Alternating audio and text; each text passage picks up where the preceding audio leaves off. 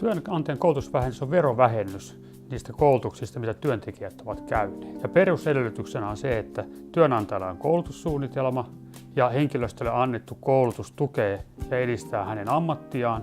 Ja tämä koulutus voi olla sekä sisäinen että ulkoinen.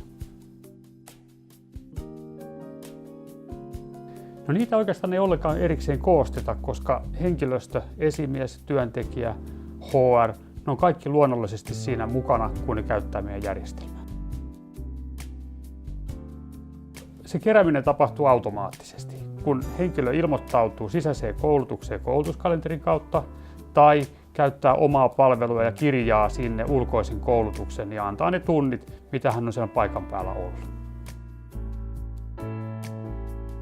No HR-vastaava menee järjestelmään, valitsee haluamansa ajanjakson ja klikkaa luo raportti.